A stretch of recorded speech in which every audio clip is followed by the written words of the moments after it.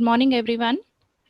In today's session, we will be studying something about the RTOS, where RTOS stands for Real-Time Operating System, and some concepts in general about the operating system. And in particular, the real-time operating system, the different types of real-time operating system, and how these operating systems are used in the embedded systems. So this topic says real-time operating system based embedded system design, because real-time operating system is the operating system that is used in designing the embedded systems. Fine. So before going to the actual concepts of the real-time operating system, we will see some basics about the operating systems. What is meant by an operating system? Operating system is acting as an interface between the hardware or the system resources and the user applications. So whatever you are installing on the system, whether it is your desktop, laptop, or a mobile phone, these softwares cannot directly go and sit on your hardware. And the hardware does not understand how to make these softwares or application softwares work. For this reason, you need another system software which is going to help in adjusting the hardware as well as the application softwares. And this software is called as the operating system. And what are the main functions of the operating system? The two main functions of the operating system are to make the system convenient to use, because as I said, the user cannot directly keep on typing the programs. So for that reason, the user is going to download or install the application software which are user friendly. And these softwares cannot directly be installed on the underlying hardware. So they need an interface for the hardware and the application programs. So the operating system becomes a convenient way for the user and the hardware to interact. That is one of the main functions. And the second main function of the operating system is to manage system resources. What do you mean by these system resources? System resources may be memory or IO devices or the processes that are running in the background. Okay, so if you are using the memory, so how this memory is allocated, who is taking care of this memory allocation? That is taken care by the operating system. If you want to connect an input output device to your system, who is taking care of this connection? This is also taken care by the operating system component. Fine. So here you have the architecture. So before going to the other concepts of the operating system, we will see the architecture or the operating system architecture diagram. So the operating system architectural diagram is divided into three different parts. The lowest part is the underlying hardware, and the highest part, the upper layer, is the user application. So you have the user applications, you have the underlying hardware. So the user applications cannot directly go and sit on the underlying hardware. Okay, for this reason you have an interface, and this interface is called as the operating system. So this is the operating system. So between the user applications and the hardware, you have a software which is called as a system software, and that is called as the operating system. So the main component of the operating system is your kernel services. How a body is having a heart and a brain to control, in the same way you have the operating system, and the operating system has a main component which is called as the kernel. Kernel becomes the heart of the operating system. So this kernel is taking care of multiple services that should be taken care by the operating system. What are all the different services that are offered by the operating system or the kernel? So one is memory management, process management, time management, file system management, IO system management. So in later topics, we will see each and every component or each and every service of the kernel in detail. So in the previous slide, I was telling manage system resources efficiently and correctly. So what are these system resources? These are all the system resources, whether it is memory management or IO system management. So these are all the system resources that are managed and done efficiently by the operating system. And kernel becomes the heart or the main component of the operating system. So this is the definition about the kernel. Kernel is the core of the operating system, and is responsible for managing the system resources and communicate among other hardware and system services. So kernel is the only component of the operating system which is going to take care of executing the jobs, that is process execution, allocating the memory, allocating the input output devices. If an interrupt occurs, taking care of that interrupt, everything is done by the operating system. And which component of the operating system? It is the kernel, because kernel is the core of the operating system. So this kernel is going to provide some of these services. What are all the different services that are provided by the kernel? They are process management. You know what is process management. The second one is the primary memory management. Primary memory, you know what, you know the differentiation between the primary memory and the secondary memory. When I say primary memory, it is the memory which is termed as RAM. So inside the processor, that any process or any job that has to be executed by the processor should be present in the primary memory. So primary memory is your RAM. Fine. And process management is any process that has to be executed should be brought into the primary memory, and some of the resources should be allocated. That is, whether it is CPU time or whatever it is, those resources should be allocated to that particular job or process. Okay. So that service is called as the process management. Primary memory management is where you'll make that particular process to sit inside the primary memory, is taken care by the primary memory management unit. And next is the file system management. So whatever files you are creating, whether it is a document or a C file or an ASM file or a .s file, so all these things should reside somewhere in the system. Okay, so all these files are residing in a tree-like structure which is called as the file system. So who is taking care of that thing? The management of all the files, the creation, the storing, the modification or deletion, or of the files is taken care by another service of the kernel which is called as the file system management. And the next service offered by the kernel is IO system management. When I say IO system, it is the input output device. So if you have a desktop or a laptop, can you directly connect a particular input or output system? No, it is not possible. You need a driver. You need a driver before you connect an input or output device to the desktop or a laptop. Only then your system is going to support that particular device. You cannot directly take a printer and connect it to your device, that is your desktop or a laptop. You need a driver, which is a software, and this taking care of all these softwares and connecting the input and output devices is taken care by the service which is called as the IO system management. The next management is the secondary storage management. Secondary storage, we have seen primary memory. Primary memory is related to RAM, and secondary storage is related to the disk, whatever you call it as a hard disk. Okay, hard disk is called as your secondary storage. Storing the files and managing that part of the storage is called as the secondary storage management. And protection systems, so as soon as you log, say for example you have a Windows system itself, as soon as you log in, as soon as you switch on the system, can you directly go? You are going to give some privileges to the users like admin, user. Okay, so all these things are also taken care by the operating system. And the last service that is offered is,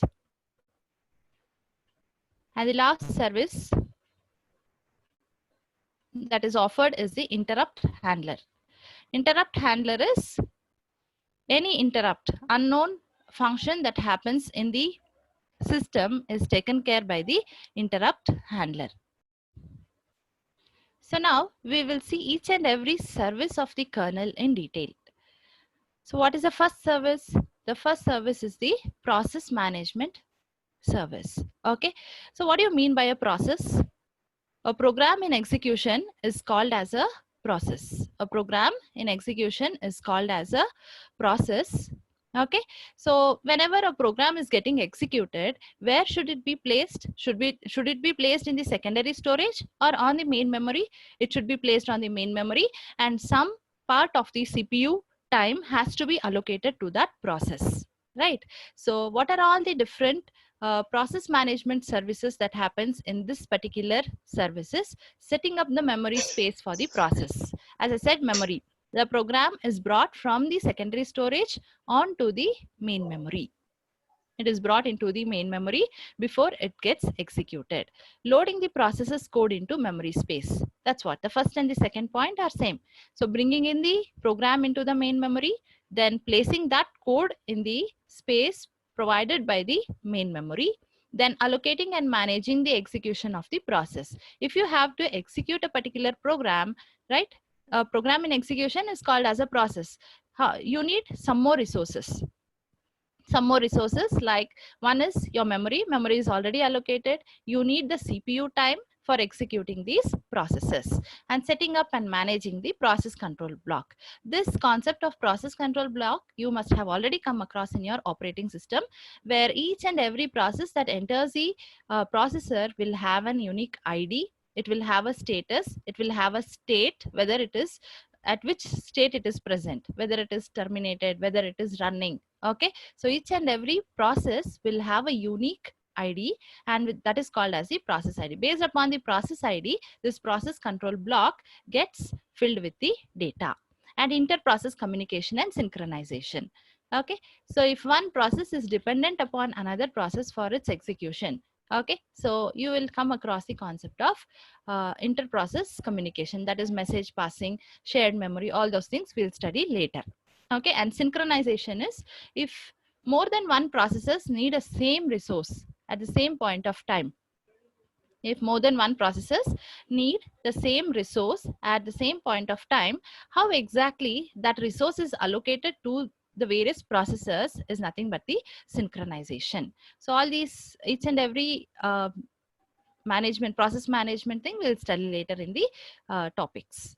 Okay, so this is about the process management. Process management mainly deals with the a program in execution is called as a process. So a process will usually be present in the main memory before it's getting executed. So if it has to be brought into the main memory, some amount of space has to be allocated in the main memory.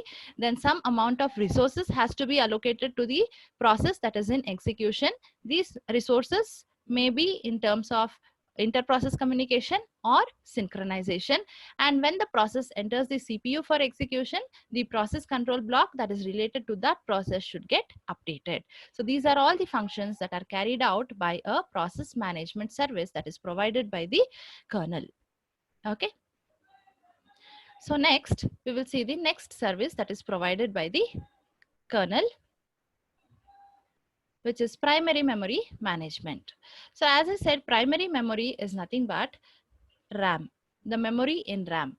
So it clearly says the term primary memory refers to the volatile memory. So volatile memory is nothing but your RAM, where processes are loaded and variables and shared data associated with each process are stored. Okay, so if a process has to be executed, all these processes must first be loaded into your primary memory, and all the data that is required for executing that process should also be present in the main memory. That is the meaning of the definition given over here. Okay, the program that is a process itself is loaded into the main memory along with the variables and shared data. Shared data is data that is shared among multiple processes are also loaded into the main memory. So you must have already come across the term called as memory management unit, who is taking care of all these things, loading into the main memory, allocating space in the main memory, and allocating all the variables and data in the main memory. It is taken care by a component of the kernel called as the memory management unit. Okay, so memory management unit is going to allocate memory to the processes in the primary memory, and deallocation of this memory once the process is completed is also taken care by the memory management unit of the kernel. And you must have already come across the term called as dynamic memory access. Okay, so DMA is a concept where when the process has to be executed, only then the process is brought into the main memory, and when it is no more required, it is removed from the main memory and put it back to the secondary storage. Allocating the main memory is taken care by the component of the kernel, which is called as the primary memory management. Any process that has to be executed should be present in the primary memory, and allocating this primary memory, deallocating the primary memory, allocating the variables and shared data is taken care by the primary memory management unit of the kernel. Okay. The next service provided by the kernel is the file system management. So as I was telling, file is nothing but a collection of data or a collection of related information. So when I say a file need not be a C file only, or a file need not be a .s or an ASM file only. Okay, anything that can be entered into the system is called as a file. It may be a program, it may be a text file, it may be an audio or a video. Everything is considered as a file. Okay, so once this file enters into the system, okay, so this file has to be stored somewhere. This file has to be stored somewhere. Okay, and whenever the user needs, it has to be accessed. It has to be accessed. Who is taking care of this storing of the file, accessing of the file, and if any modification of data is required in the file, that also has to be present. The modification also should take place. Okay, for doing all these things, you have another component called as the file system management of the kernel. This is one of the service that is provided by the kernel. And what happens? What is the file system management service responsible for? It is responsible for creating, deleting, and modifying the files. That is creating a file. As soon as you give create edit file name .c or edit file name .s, okay, it is going to create a file. And when you no more need a file, what you do? You remove it. Usually you can see all these things in your Unix platform, Linux. You must have worked on Linux, right? So creating the file, what do? You create a file, gedit file name .c, it creates a file. Deletion rm file name .c, it deletes a file. And whenever you want to modify or alter a file, you open that file, you go into the editor, you alter the file, save, and get out of it. Okay, so all these jobs of creation, deletion, and alteration of the files is taken care by the file system. So all these files are again grouped into one sector, and which is called as the directory. Okay, so in Linux again, if you see, you have CD. What is CD? CD stands for create directory. Okay, so you are going to create a directory, or you are going to create a folder. Even in your lab you have done, you are going to create a folder, and under that folder you are going to save all the files that are done by you.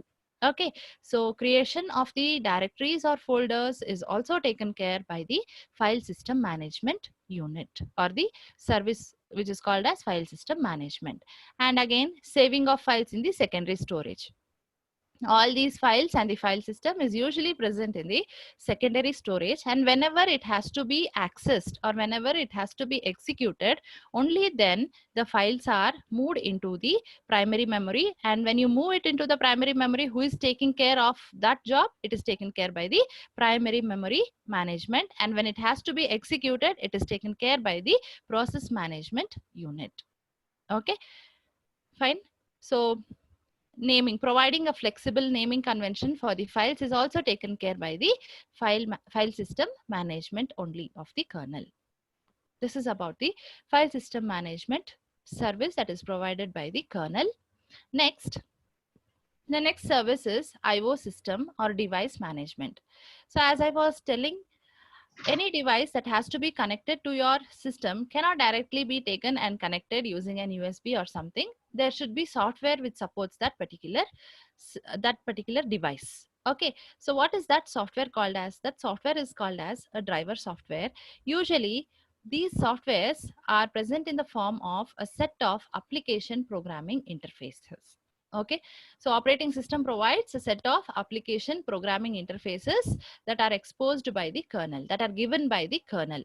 So kernel is going to provide the APIs which are going to support the devices that has to be connected to the system. Okay, so you cannot directly take a device and connect it. So you have a device manager, you have a device driver. So the device manager is responsible for loading and unloading of the device drivers, and these device drivers in turn support the devices that has to be connected to the system. Okay, so that is the job of the IO system management service of the kernel. The next service is the secondary storage management. So earlier we have seen primary memory management, and now this is the secondary storage management, which completely deals with the hard disk or the secondary storage. Where primary memory is volatile, your secondary storage is not volatile. It is a backup storage for the programs or the processes. Okay, so a component or a service that deals with secondary storage is called as a secondary storage management, and this memory is a backup medium for programs and data since the main memory is volatile. So what are the various jobs or responsibilities of this secondary storage management? It is disk storage allocation, disk scheduling, free disk space management. So all these three things put together is usually called as disk scheduling only. So in operating system, you must have already come across some of the disk scheduling algorithms like scan, cscan, FCFS. Okay. So all these algorithms will come under the category of secondary storage management. The operating system makes use of those algorithms for either allocating the disk space or deallocating the disk space for the processes. Fine. The next kernel service that is provided is the protection system. As I was already mentioning, the protection systems is related to the access given to the users. So whenever you are configuring a system, let us assume the Windows system itself, Windows operating system itself, you can give the access different privileges to the admin and a different set of privileges to the users. Users cannot directly install any software. So if you go to the lab and check, you have admin login and you have the user or the student login. So if you enter into the student login, you will not be supported for, or you cannot install any software on the system. Okay, but if you log into the admin credentials and log into that particular user mode, then you can install any software onto your C drive or anywhere on the system. Okay, so providing privileges to the users, creating users in the operating system is taken care by the protection system, where one user's profile cannot be viewed by the other user, and hence you are providing protection to the data and programs that are created by users. The next service that is provided by the kernel is nothing but the interrupt handler service. Okay, so you have some faded idea about what is an interrupt. Interrupt are some external signals, or maybe sometimes the internal process itself generates the interrupt.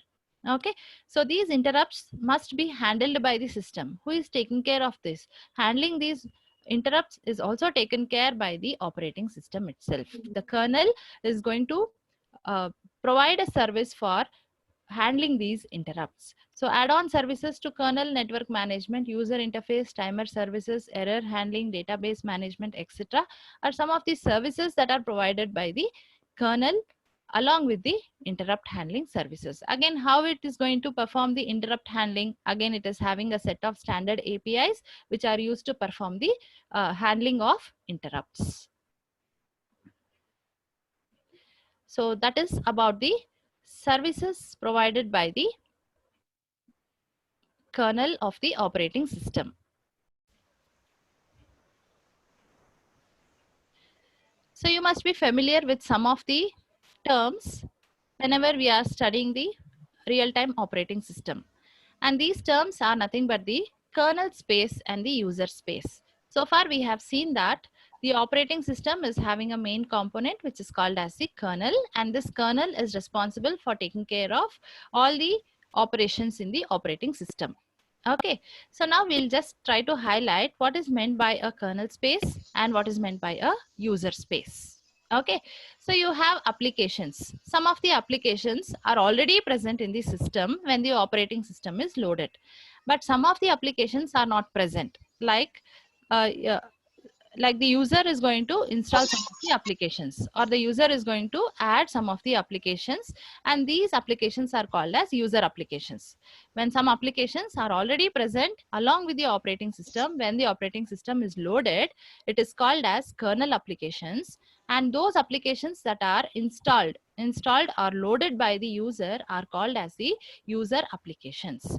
So you have a separate memory space. You have a separate primary memory space. I'm highlighting it is primary memory space. Okay, so you have separate primary memory space for storing the user applications and kernel applications. Okay, so kernel applications, as I said, those applications that are installed along with the operating system. Should these applications be accessed by the users, any user? It should not be accessed by users. That is, no unauthorized persons are supposed to access the kernel applications. Okay, so whatever the kernel applications are present, these must be having highest privilege and they should not be accessed by anybody. Only the administrator or the system administrator should be in a position to access these kernel applications. For that reason, you are storing these kernel applications in a separate place and not giving access to everybody. Okay, so that space where the kernel applications are stored in the primary memory is called as the kernel space. And those applications that are loaded or installed by the user and not much important for running the system are called as user applications, and these applications are isolated. They are separated from the kernel applications and stored in a different location of the primary memory, and that location or that space is called as the user space. Fine. There is a difference in applications. One category of applications is called as the kernel applications, which are installed along with the operating system, and these should not be accessed by unauthorized people and hence should be protected. For this, a separate space is allocated in primary memory, and that space is called as the kernel space.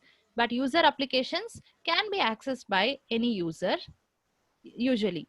Okay, so these user applications are stored in a separate part of the main memory, and that space is called as the user space. Fine. So this is about the kernel space and user space. And next we will see two new terms that you must be aware of. One is the monolithic kernel and microkernel. Fine. So kernels can be classified into two types based on the design. Based on the design of the kernels can be designed into two main types. One is called as the monolithic kernel and the other is called as the microkernel. Now we will see what is meant by monolithic kernel and microkernel. Okay. So you have the diagram here for the monolithic kernel. So monolithic kernel is you have only a single component or a single set of processes. You have only a single set of processes which are responsible for running the operating system. And the other set of programs which are called as the application programs. Okay, one set of processes. It is just a single set of processes. You don't have a separation between all the processes. It is only one set of processes and it is stored in only one place, and the other application programs are or application softwares are stored in another location. So we already came across the terms called as kernel space and user space. All the kernel applications, the system applications or processes are stored without division as a single process, and such kind of operating system or such kind of kernel is called as a monolithic kernel. That is, all the system processes are stored as a single process and all the application processes are stored in a different location. So you can see the definition of what is a monolithic kernel. In monolithic kernel architecture, all kernel services run in kernel space. So all the kernel services are termed as a single process, and these processes are stored in a space called as the kernel space. Okay, so there is a separation. You are not allowing anybody to use these kernel services. That is, you have a protection of these kernel services, and unauthorized people cannot access these kernel services. And such kind of architecture is called as the monolithic kernel architecture. What is the drawback of this architecture? What's the drawback of the monolithic kernel architecture? Since all these services are stored as a single process in a single location, in case if that memory fails, what happens? All the services are failing. You are not left with any of these services. Services we have seen already. The kernel is providing so many services: the process management, the memory management, the secondary management, the IO device management, interrupt protection. All these things are services, where all the services are put together as a single process and they are stored in a single space. In a single space is called as a monolithic kernel architecture. The drawback of this architecture is if that particular single space fails, if that space fails, you cannot access that space, then what happens? The entire kernel is failing, it is collapsing. Okay, but what is the advantage? You are isolating all these processes from unauthorized accesses. You are isolating all these processes from unauthorized access. That is the advantage. But the drawback or the disadvantage is if that space fails, all the applications of the kernel are failing. Okay, you have some systems which are implemented using this monolithic kernel architecture. You're very familiar. Linux makes use of the monolithic kernel architecture. Your MS-DOS, you must not have used your MS-DOS because it is an older operating system. Solaris, in case if you're working with servers, you must have used with Solaris operating system. Okay, so these are some of the examples where the monolithic kernel architecture. The next type of kernel architecture is the microkernel architecture. So microkernel architecture is the opposite of the monolithic kernel architecture. They're all the services were put into a single space, which is the kernel space. Whereas in a microkernel architecture, you can see in this diagram, some of the services are present in the kernel space and some of the services are present in the user space. This diagram clearly denotes how a microkernel architecture appears. Some of the services are there in the kernel space and some of the services are present in the user space, and these services which are present in the user space are termed as servers. Okay, servers are used to perform some of the services that has to be provided by the kernel. So earlier in the monolithic kernel architecture, you had only two parts.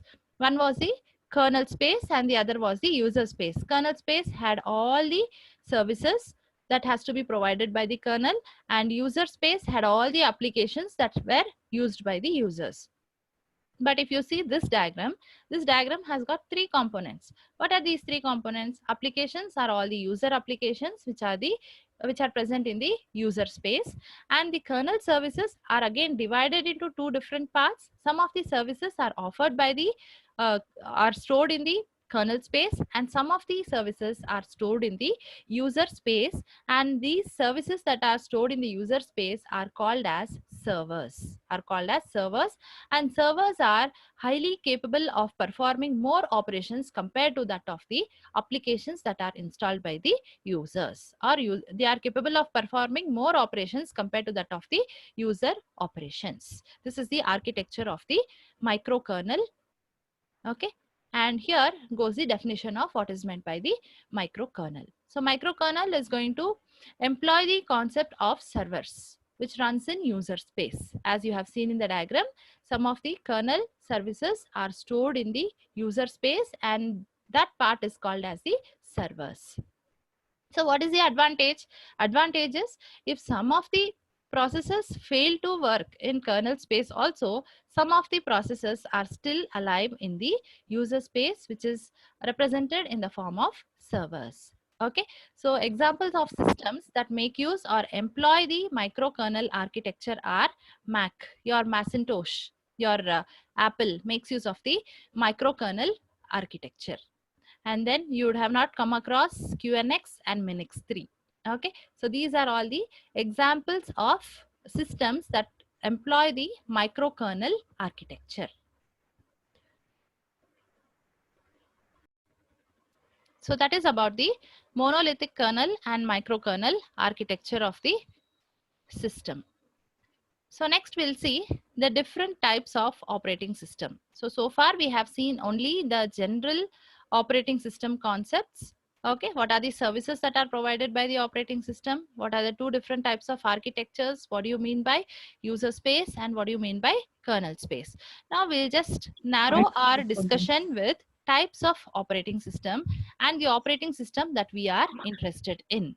Okay, so depending upon the type of kernel and kernel services, the operating system can be classified into different types, among which we'll try to classify into two different types. One is the general purpose operating system and the other is the real-time operating system. Okay, so what is the main difference between the general purpose operating system and real-time operating system is the time taken to complete a particular task. The time taken to complete a particular task is the main difference between the GPOS and RTOS. Okay, so examples of GPOS, that is general purpose operating system, is your Windows XP, MS DOS, whatever operating system you're using for your laptop or a desktop will come under the category of general purpose operating system. Okay, and real time operating system is usually used in your embedded systems. RTOS is usually used in your embedded systems. Okay, so examples are Windows CE, QNX, VxWorks, Micro C, and some more. Okay, fine. So I was telling the main difference between GPOS and RTOS. I said time is the only difference between GPOS and RTOS. Okay, so embedded systems are usually designed to perform a specific task. Embedded systems are designed to perform a specific task. Are you designing your desktop or a laptop to perform a specific task? No. Okay, you can perform any task. You can watch a video, you can listen to an audio, you can chat. Now, right now, you're listening to the class. Okay, you are typing files, you're executing the programs. These are all the operations that are carried by your general purpose systems. Okay, whereas your embedded systems are capable of performing specified tasks. When it performs a specified task, then that task should be completed within a specified or mentioned amount of time. Okay, your embedded system cannot take infinite time to complete. If you allocate a job today to your system, it should complete within half an hour or within 1 hour. It cannot go beyond 10 hours or 12 hours. Okay, it is deterministic. The time is deterministic in case of real-time operating system. But in case of a general purpose operating system, the time is not deterministic.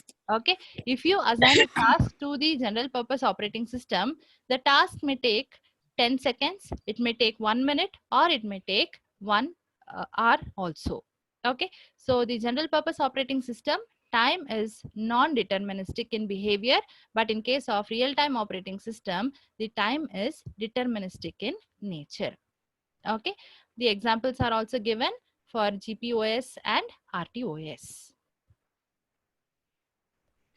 Now, still more narrowing our concept of operating system to real-time operating system, because we are using real-time operating system in designing our embedded systems. Okay, so how the name comes as real-time operating system, because the kernel is the main part or the core of the operating system. The kernel that is used in real-time operating system is called as a real-time kernel, and hence the name real-time operating system. Okay, as the name itself says, real-time. Real-time in the sense the time is deterministic. Okay, it cannot go beyond some amount of time.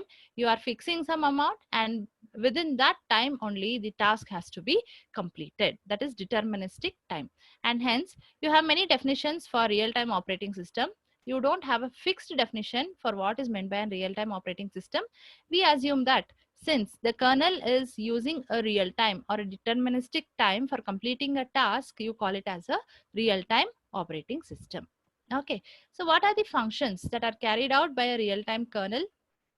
So if you go back to the initial concepts of this session, okay, you have the kernel, the services provided by the kernel. What were the services provided? The same services are also provided by the real-time kernel, because kernel is same, but only thing, the time taken to complete a job or a task is different for a GPOS and an RTOS. That's it. Otherwise, the kernel, its functions, all are going to remain same. Okay, so coming to the basic functions of a real-time kernel. Okay, Task or process management. So there we have seen just a process management, but here we are narrowing down to a single task. We are narrowing down to a set or or a set of or a single task that has to be completed by the real-time kernel. And if you have more than one tasks, then how do you actually schedule these tasks? How you actually schedule these tasks is also taken care by the real-time kernel.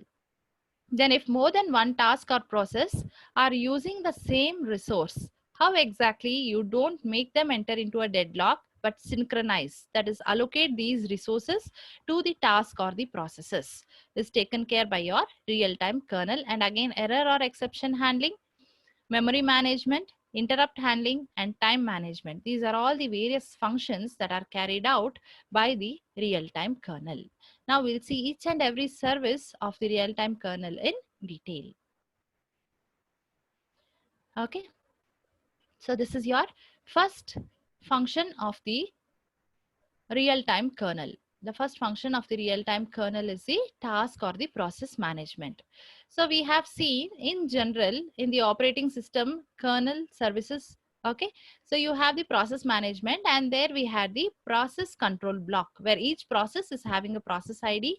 It has got a status, it has got a state, and many other entries in the process control block.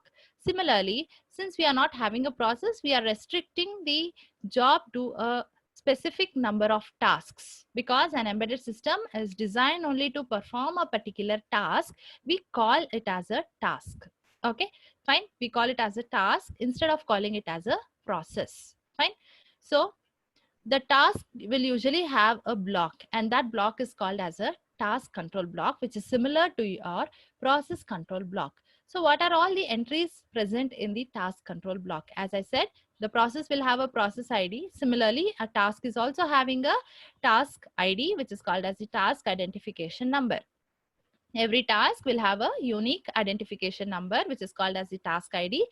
And we will see the different states of a process. We'll see the different states of a process. Similarly, we'll have different states of a task. You must have already come across the process states in operating system. Almost the same concept over here. You have different states of a task, and which state the task is present is denoted in one of the entry called as the task state. And next, task type, hard real time or soft real time. We'll see what is meant by hard real time and soft real time in the later topics. And task priority. Task priority. You would have already seen the scheduling, priority scheduling or round robin scheduling. Okay. So based upon the priority, your tasks are going to get executed. And task context. Task context is you have more than one processes or more than one tasks. You have to switch between one process and the other process, or one task and the other task. Okay, so this switching between one task and the other task is called as context switching, and you are giving priority when you are switching. You're giving priority when you are switching, and that priority is called as the context priority. Okay, and the last entry in the TCB is the task memory pointer. Okay, so it is again, if you're using more than one tasks, these tasks would be present in, or these processes would be present in some part of the memory, some other part of the memory, because same memory location you cannot store more than one tasks or processes. So whenever you want to perform a context switch or a switch between one task and another task, you need the memory of where that particular task is present. That is taken care by the last entry, which is called as the task memory pointer, which is going to point to the tasks, other tasks that are present. Fine.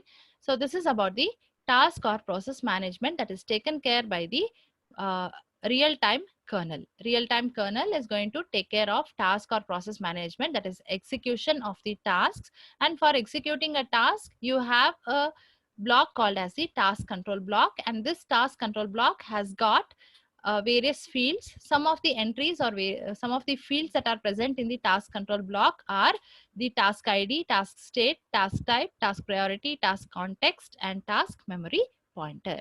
Okay, so the next service that is provided by the real-time kernel is task process scheduling. Okay, if you have more than one tasks that are involved in completing a job of an embedded system, then how exactly you are going to schedule? Schedule is nothing but how exactly you are going to execute that task or a process. Which task should get executed first? Which has to come next is nothing but the task or process scheduling. As I've already told, you have a scheduler in the kernel, and this scheduler is going to execute the jobs. So you have already come across the scheduling algorithms in your operating system, like your first in, first out, okay, then shortest job first, or shortest remaining term first, and then round robin. So what are all these things? These are all algorithms which are used for executing the processes. Which one should execute first? Which should execute next? There again, you have the concept of preemption and non-preemption. So whenever you are giving priority to another task compared to the existing task, currently executing task, then you call it as preemption. Whenever the currently executing task is more important than the other task, then you call it as non-preemption. You are not allowing any other task to execute. Okay. So who is taking care of this scheduling or execution of the tasks or processes? It is taken care by the scheduler. So scheduler is the one who is allocating the process or task to the scheduling or the processor and executing the task. The next service that is provided by the real-time kernel is the process synchronization. As I was telling, if a task or a process has to execute, it needs many resources. It needs many resources, maybe the data or the memory or any other program itself will become the resource for the currently executing task or the process. So when more than one processes are trying to access the same data, what will happen? There will be a concept of deadlock. That is, two or more processes are trying to access the same data, but none of them is getting that data.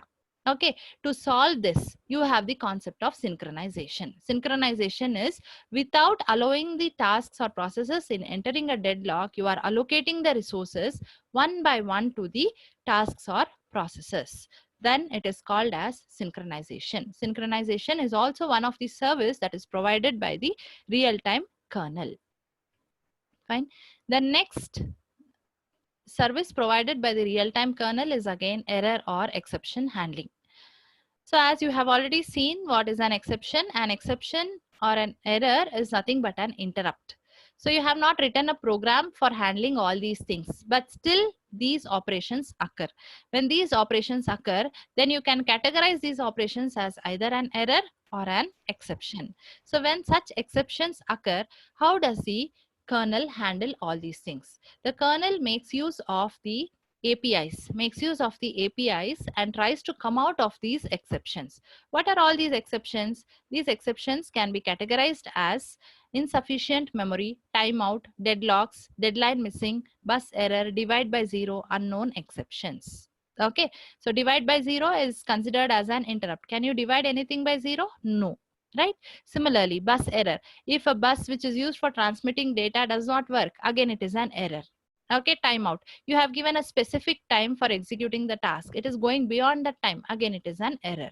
So how all these exceptions or errors are handled? They are handled using the APIs, which are also provided by the operating system kernel. So operating system kernel or the real-time kernel is capable of handling all these exceptions or errors. The next, I think I've already done this, the process synchronization. Next is memory management.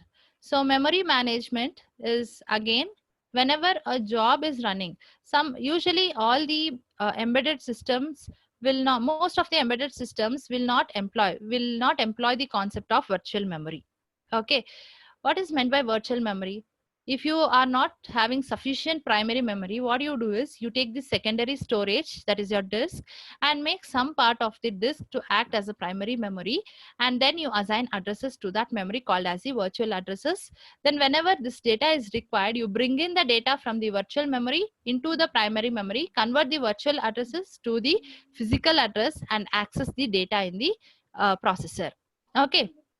So most of the real-time operating system kernels do not make use of the virtual memory. Why? Because it takes lot of time by moving the data from the virtual memory to the physical memory and then converting the virtual addresses to the physical addresses and executing the data or executing the process. Okay, so for that reason, the different type of memory management, a different type of memory management is used in real-time operating system, which is called as the block-based memory allocation technique. Okay, block-based memory allocation technique, where data is brought in the form of, or data is accessed in the form of blocks. The blocks are stored in a free buffer queue. The blocks are stored in a free buffer queue, that is a queue where it is going to uh, take out each and every block at a single point of time. They are present in a queue. So whichever enters first will exit first. Whichever enters first into the queue will exit first from the queue. That is, a block that is free will enter into the queue. Whenever its turn comes, it is going to come out, and that block is used for memory allocation. Okay, the real-time operating system will make use of the concept of blocks for allocating the memory. Fine. And where are these blocks present? These blocks are present in a buffer, which is called as a free buffer queue, and it is using the data structure queue. So whichever block is empty, it is stored in a queue and it is taken from the queue and the allocation takes place. Okay, and most of the time the real-time operating system kernels do not make use of the virtual memory usually, because the time taken is more whenever you make use of the virtual memory, and for that reason primary memory only is used for performing the real-time operating system jobs. The next is the interrupt handling services. As I've already told, the operating system kernel is responsible for handling and servicing these interrupts or overcoming these interrupts. So again, interrupts can be categorized into two different types whenever you're dealing with the real-time operating system or real-time kernel. The interrupts can be categorized into two types. One such type is called as a synchronous interrupt and the other is called as the asynchronous interrupt. So what is the main difference between a synchronous interrupt and an asynchronous interrupt? You are performing a particular task in an embedded system. Okay, if the interrupt that occurs is in par with the operation that is taking place, say suppose if I am using a washing machine, or if I'm using an oven or a washing machine. Washing machine was the best example that was taken for the embedded system. If I'm using a washing machine and there is no water, usually for a washing machine you have to give the water connection, you have to give the washing powder, you have to provide the washing powder. Only then, if water is the most necessary part of the input to the washing machine. Okay, if water itself is not there, then it is generating an exception, it is generating an interrupt, which is part of that embedded system, such type of interrupt is called as the synchronous interrupt, which is part of the interrupt, which is part of that embedded system, and it is generating an interrupt, and such kind of interrupt is called as a synchronous interrupt. And asynchronous interrupt is one which is not part of that embedded system, which is not part of that embedded system. It is something external. It is something external. That is, whenever an washing machine is operating, the power goes off suddenly. The power goes off suddenly, then again it has to start. Okay, so it is an external thing which is not happening inside that embedded system, and it is not part of that embedded system. That was not the task that has to be performed by that embedded system. Such kind of interrupts are called as asynchronous interrupts. Such type of interrupts are called as asynchronous interrupts. Okay, so interrupts are categorized into synchronous and asynchronous interrupts. Okay, and one synchronous interrupts are those which are in par with the uh, real-time operating system, and asynchronous are those which are not part of that real-time operating system. The next thing is time management.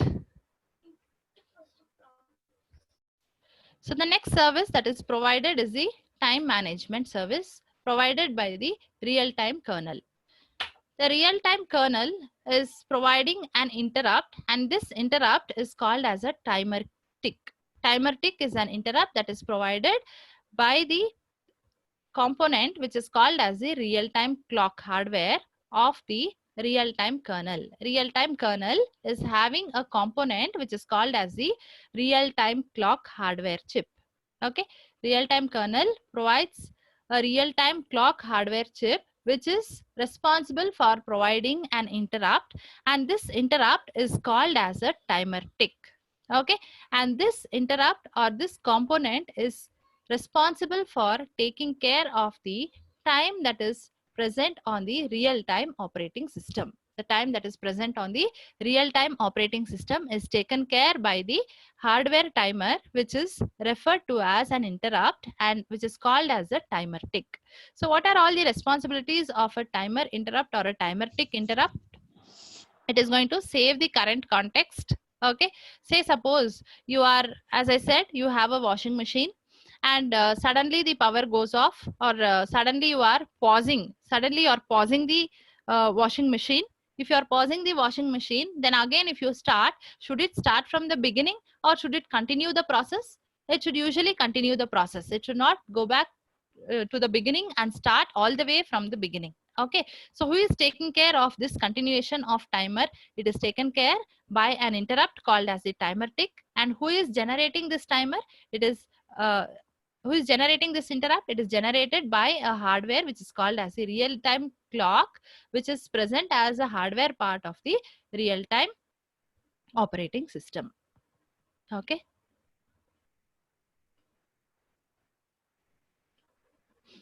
Next, you have the concept of hard real time and soft real time. So when we saw the process task control block, so here in this slide, you have the task control block. In this task control block, you have the task type. Okay, task type, I was speaking about the task type, hard real time or soft real time. Okay, so you have the tasks to be categorized as either hard real time or soft real time. Now we'll see what exactly is this hard real time and soft real time. Okay, so hard real time systems are those which stick on to the time. They should not be delayed at any cost. The time or the action when they have to come into action should not be delayed at any cost of time. Okay, so such kind of real-time operating systems which strictly adhere to the timing constraints are called as hard real-time systems. Examples are your airbag control systems. Whenever an accident happens, immediately when there is a jerk, a highest jerk, then your airbag control system should work immediately. They cannot wait until somebody goes and hits on it, right? So immediately, the time is very critical here. The time is very critical. And between that time, the airbag should open and they should come into action.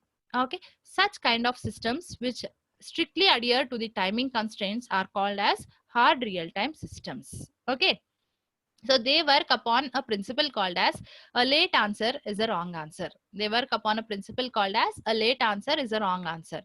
For example, I have taken as airbag control system itself.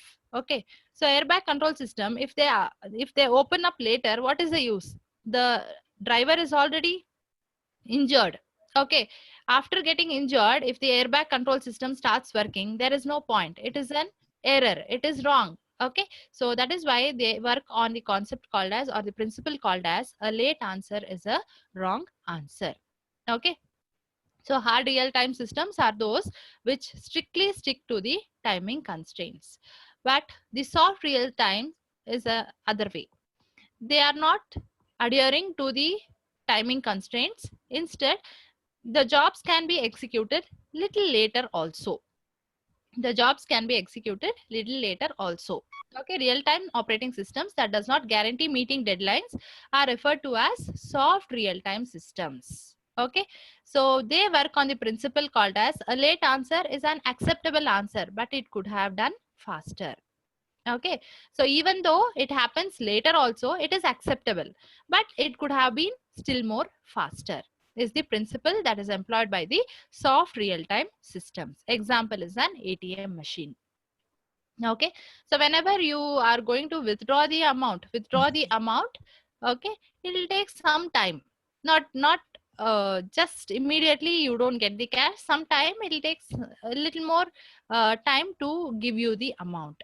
Okay, so those systems which are relaxing based upon the time are called as the soft real-time systems, but they don't take hours together, but little late, but they are acceptable. But hard real-time is which strictly adhere to the timing constraints.